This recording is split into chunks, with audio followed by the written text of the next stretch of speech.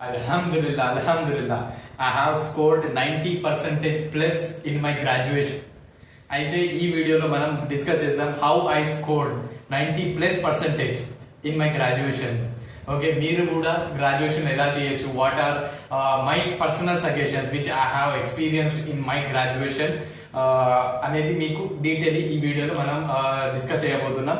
Okay right, before that ఇలాంటి interesting okay right and as well as మీకు informative మీకు పనికొచ్చే వీడియోస్, స్టడీ రిలేటెడ్ వీడియోస్ కోసం మన ఛానల్ ని సబ్స్క్రైబ్ చేయండి. ఫస్ట్ సబ్స్క్రైబ్ చేయండి. Okay right, we can move on. Okay, subscribe చేయండి, లైక్ చేయండి అండ్ షేర్ చేయండి. Okay, so my name is Muhammad Asif and I have completed successfully my graduation BBA in this year 2026. So with and last sem లో అయితే నాకు 9.4 వచ్చినాయి.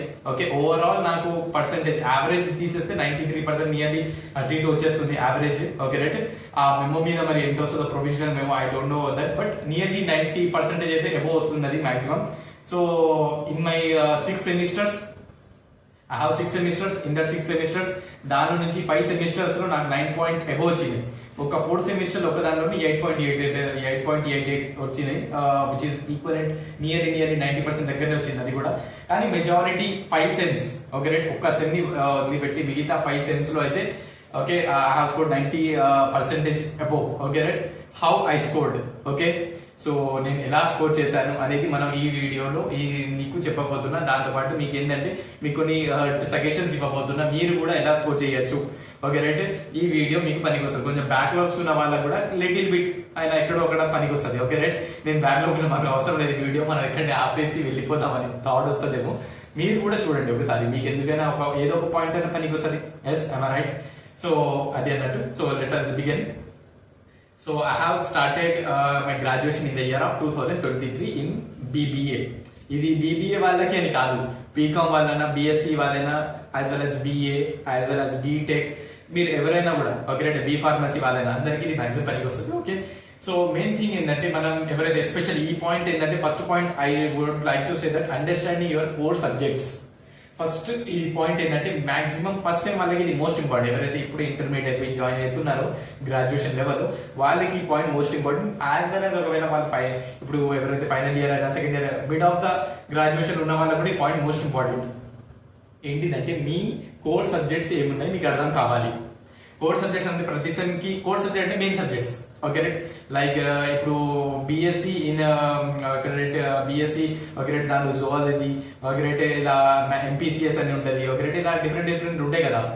MPCS అంటే maths, physics, chemistry, ఇలా అంటే కైండ్ ఆఫ్ ఉంటది కదా.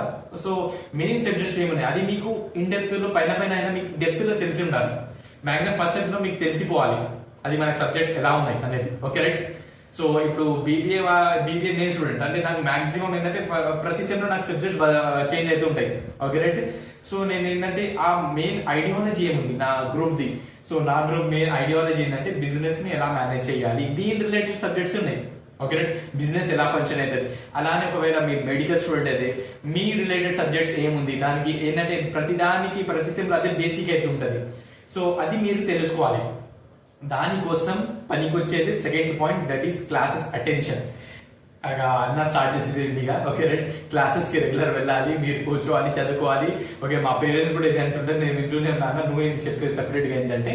సో వాళ్ళు చెప్పేది కరెక్టే, కానీ నేనేంటంటే classes attention in the sense ఏంటంటే ఇప్పుడు కొన్ని ఇంపార్టెంట్ క్లాసెస్ జరుగుతున్నాయి. అది ఏంటంటే ఆ టాపిక్ ద్వారా ఇప్పుడు మనకి కొత్త ప్రతి సెమ్ లో ఒకవేళ కొత్త సబ్జెక్ట్ మనం ఒక సెమ్ లో వెళ్తున్నాం, ఎంటర్ అవుతున్నాం అంటే starting introduction classes are most important.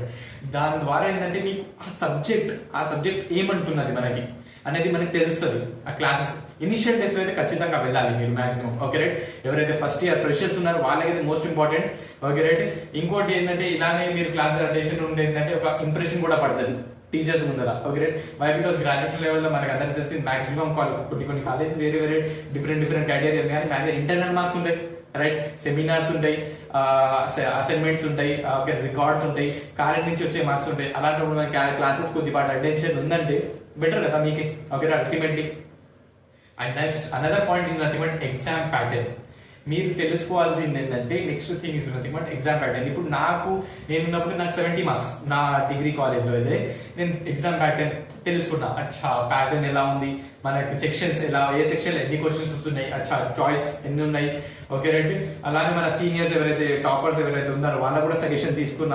మా సీనియర్ ఒక ఆయన ఉన్నారు. Okay right. I can't mention his name but he has help me a lot means a lot. Okay right. ఆయన సజెషన్స్ ఇచ్చిన ఆ suggestion implement as it is implement చేసిన అల్హమ్దుల్లా I have scored okay right 90% above in my graduation. Okay, మీరు కూడా కొన్ని suggestion తీసుకోవచ్చు. Okay right. దాని ద్వారా ఏంటంటే ఎగ్జామ్ ప్యాటర్న్ తెలిసింది మీకు, ఎగ్జామ్ ఎలా ఉంది అంటే ఎన్ని క్వశ్చన్స్ వస్తున్నాయి అది క్లారిటీ వచ్చిన తర్వాత మనం ఏంటంటే మీరు షెడ్యూల్ కూడా తయారు చేయొచ్చు. అంటే ఎగ్జామ్ పేపర్లో మనం ఒక మాట గుర్తుపెట్టుకోండి, మీరు పాస్ అవ్వాలన్నా ఫెయిల్ అవ్వాలన్నా కూడా టాప్ కొట్టాలన్నా కూడా మాక్సిమం ఫెయిల్ అవ్వాలని కాదు, ఈ పాయింట్ తీసేసేయండి. Okay right. పాస్ అయ్యి మంచి మార్క్స్ కావాలంటే ప్రతి క్వశ్చన్ ని అటెంప్ట్ చేయాలి. ఓకే, మీ ఎగ్జామ్ పేపర్ లో ప్రతి క్వశ్చన్ అది మీకు వచ్చినా రాకపోయినా, అందుకే నేను అన్నా కదా క్లాస్ అటెన్షన్ ఉంటే ఏంటంటే మనం కొంచెం introduction class, special introduction class వచ్చింది అనుకోండి, ఒకవేళ మనం ఎగ్జామ్ లో పోయినా అది రాని క్వశ్చన్ వచ్చిందంటే ఆ సబ్జెక్ట్ రిలేటెడ్ రాసినప్పుడు కొన్నిసార్లు పాస్ అయ్యే ఛాన్సెస్ ఉంటాయి. So that is the thing you should have to remember. Okay right. So most important ఏంటంటే ఏంటిదంటే మీరు ఎట్లయినా క్లాసెస్ ఏంటంటే అటెన్షన్ ఉండాలి. Okay, so that is the thing. Okay right. Paper schedule అంటే ఈ లాంగ్ క్వశ్చన్ ఉంటే మనం ఎంత టైంలో అటెంప్ట్ చేయాలి, షార్ట్ క్వశ్చన్ ఉంటే ఎంత టైంలో. Okay right. చాలా మంది చేసేది ఇంకో పెద్ద మిస్టేక్ ఏంటంటే నేను పాస్ అవ్వాలి నా చాలా అంతే, ఇక నేను ఇంత రాసి నేను వెళ్ళిపోతా ఎగ్జామ్ నుంచి మధ్య నుంచి వెళ్ళి అట్లా వెళ్ళకండి. మీరు ప్రతి క్వశ్చన్ అటెంప్ట్ చేయాలి, మీకు వచ్చినా రాకపోయినా. Okay right. దీని రిలేటెడ్ ఒక వీడియో మన ఛానల్లో ఉంది. Okay right. ఏఐ నుంచి ఎలా చదవాలి, ఎగ్జామ్ ప్రెజెంటేషన్ ఎలా చేయాలి, ఈ 2 వీడియోస్ మన ఛానల్లో ఉన్నాయి. Okay right. Do search it, కిందనే ఉంటాయి మనకి మాక్సిమం. Okay right. వీలైతే నేను డిస్క్రిప్షన్ కూడా లింక్ యాడ్ చేస్తా. Okay right. Do watch it. Next 4th point is nothing but paper presentation. నేను నా గ్రాడ్యుయేషన్ ఏంటంటే పేపర్ ప్రెజెంటేషన్ కి నేనైతే 10 పాయింట్స్ నుంచి 7 పాయింట్స్ పేపర్ ప్రెజెంటేషన్ కి ఇస్తాను. Okay right. వై బికాస్ మీరు పేపర్ ఎలా ప్రెజెంట్ చేయాలి, మీకు ఆన్సర్స్ రాకపోయినా కూడా ఓన్ ఎలా క్రియేట్ చేయాలి అనే కొన్ని టెక్నిక్స్ ఉంటాయి. Okay right. ఇప్పుడు మనకి ఒకటి వచ్చేసింది చూడండి, లైక్ ఇప్పుడు నేనైతే బిజినెస్ స్టూడెంట్. Okay right. మీరు సైన్స్ స్టూడెంట్ ఎవరైనా కావచ్చు. Okay right. మీకు ఆ రిలవెంట్ టాపిక్ మీద వచ్చింది, లైక్ ఒకటి వచ్చింది GDP. Okay right. Gross domestic product అంటే దేశం లోపల సంపాదించే ఇన్కమ్ ఎంత ఉంది, ఒక క్వశ్చన్ వచ్చింది, దాని క్యారెక్టరిస్టిక్స్ అని ఒకటి అడిగిండు. Okay right. అలాంటప్పుడు ఏంటంటే జీడిపి అంటే నాకు తెలుసు, నేను కొంచెం ఇంట్రొడక్షన్ అట్లా కొంచెం తెలుసు అన్నప్పుడు ఏం చేస్తా, అక్కడ చెప్పిండు ఏంటంటే క్యారెక్టర్ ఫంక్షన్ చెప్పమంటుండు అంటే. Okay right. నాకేమో అస్సలు చదవాలి క్వశ్చన్. అలాంటప్పుడు ఏం చేస్తున్నాను నేను, జీడిపి రిలేటెడ్ ఒక డెఫినేషన్ లాగా ఏదో ఓన్ గా రాసేసి, ఇప్పుడు ఏంటంటే GDP okay right related to income అని ఇట్లా ఓన్ గా ఒక పాయింట్ క్లియర్ చేసిన. ఇంకో పాయింట్ ఏంటిదంటే second point which we can see like represent the country. Second point own గా క్రియేట్ చేస్తున్నారు అప్పటికప్పుడు. Okay right. మీకు కొంచెం డీటెయిల్ బిట్ తెలిసినా కూడా మీకు రిలవెంట్ తీసినా కూడా అయిపోతుంటుంది. Okay right. కానీ మీరు క్వశ్చన్ పేపర్ లో క్వశ్చన్ వదిలి పెట్టకూడదు. Okay right. ఇంకా మనం డీటెయిల్ గా మీకు పేపర్ ప్రెజెంటేషన్ కావాలంటే మన ఛానల్ వీడియో ఉంది. I prefer to watch it. Okay right. Next last thing ఇది నథింగ్ బట్ హెచ్ఈఎం స్ట్రాటజీ నేను యూజ్ చేసేవాడిని నా గ్రాడ్యుయేషన్ లో, మీరు కూడా యూజ్ చేయొచ్చు. హెచ్ఈఎం స్ట్రాటజీ అంటే ఏంటిదంటే అంటే మనకి ఇప్పుడు ఏంటంటే మనకి ఎగ్జామ్స్ రాక ఒక కొన్ని డేస్ వచ్చే ముందు మన ఫ్యాకల్టీ ఏం చేస్తారంటే అన్ని ఇంపార్టెంట్ క్వశ్చన్స్ ఇచ్చేస్తారు ఒకేసారి. Okay right. అవి చాలా ఉంటాయి కొన్నిసార్లు, అయితే నాకైతే 30 అట్లా క్వశ్చన్స్ వచ్చేసేవి. Okay right. 30-40 క్వశ్చన్ ఒకేసారి మనం అన్ని రోజులు చదవలేదు. నేను కూడా 90% ఏవో వచ్చినప్పుడు నేను కూడా ఒక ఎగ్జామ్ కి 2-3 డేస్ ముందే అంటే 1 డే బిఫోర్ 2 డేస్ బిఫోర్ చదివింది. Okay right. సో మరి ఎలా చదవాలి, అన్ని క్వశ్చన్స్ ఒకేసారి కవర్ అప్ కావాలి అంటే హెచ్ఈఎం స్ట్రాటజీ యూజ్ చేయండి. అంటే ఇప్పుడు 20 క్వశ్చన్స్ మీ దగ్గర లిస్ట్ ఉంది అనుకోండి, దానిలో మనం ఏం చేయాలంటే హార్డ్ ఉన్న క్వశ్చన్స్ ఇప్పటివరకు చదవని క్వశ్చన్ హెచ్హెచ్ఎల్ కానీ టిక్ చేసుకోండి. Okay right. కొంచెం కొంచెం రాని క్వశ్చన్ ఎం అంటే medium questions. Okay right. MMM అని టిక్ చేయండి. టోటల్ ఈజీ, ఒక 5 minutes 10 minutes చూసుకుంటే చాలా రివిజన్ అయిపోతుంది అనే క్వశ్చన్ ఈ అని టిక్ చేసుకోండి. ఇలా హెచ్ క్వశ్చన్స్ ఎలా ఉన్నాయి, ఈ క్వశ్చన్స్ ఎన్ని ఉన్నాయి, ఎం క్వశ్చన్స్ ఎన్ని ఉన్నాయి, మన దగ్గర టైం ఎంత ఉంది, ఆ టైం ని డివైడ్ చేసి హెచ్ క్వశ్చన్స్ కి మనం ఒక 2 hours ఇద్దాం. క్వశ్చన్స్ ఎన్ని ఉన్నాయి అంటే ఒక 4 క్వశ్చన్లు ఉంటాయి అంటే 15 minutes per question. Okay right. Sorry, ½ an hour per question. అలా మనం అంటే టైం డివిజన్ ఇట్లా హెచ్ఈఎం స్ట్రాటజీ ద్వారా చేయండి. This is the best strategy మీకు లాస్ట్ మూమెంట్ లో మొత్తం ప్రిపరేషన్ కావాలి అంటే. Okay right. సో అలానే ఇంకోటి ఏంటంటే నేనైతే మెయిన్లీ మెటీరియల్ కన్నా last point is nothing usage of the AI. Okay right. ChatGPT నేనైతే పర్సనల్లీ యూజ్ చేసిన. Okay right. ఎంత అయితే దానికి ఎంత ఓకే రైట్. నేను ఓన్గా డెఫినేషన్స్ ఏదైనా రాసినా కూడా ఏదైనా చేయాలన్నా కూడా లేదు నాకు అది క్వశ్చన్ ఆన్సర్స్ దానికి ఆన్సర్ రావాలి, ఈజీ వేలో రావాలి అంటే నేను చాట్ జీపీటీని అడిగేటోండి. Okay right. మనకేంటంటే ఇప్పుడు తెలుగులో మనకేంటంటే ప్యూర్ ఇంగ్లీష్ చదివినా మనకు రావట్లేదు. Okay right. తెలుగులో అయితే మనకు చదవడం రాదు. అలాంటప్పుడు ఏం చేయాలంటే మనం టెలిగ్లీష్ అని ఒకటి ఈ వర్డ్ టైప్ చేయండి, ఎక్స్ప్లెయిన్ దిస్ టాపిక్ ఇన్ టెలిగ్లీష్ అని చెప్తే మనకి ఏదైనా వాట్సాప్ చాటింగ్ లో కూడా ఆన్సర్ వస్తుంది. So that is the thing. ChatGPT ద్వారా నేను చదివి కాన్సెప్ట్ అర్థం చేసుకున్నాను, ఆ కాన్సెప్ట్ ని పోయి ఓన్ గా రాసేటోండి. Okay right. మీరు కూడా అట్లా చేయొచ్చు. Okay right. That is the most important strategy which you can implement. And another thing ఏంటంటే ఇది ఇంకో పర్సనల్ ఒక బోనస్ పాయింట్ లాగా మీకు.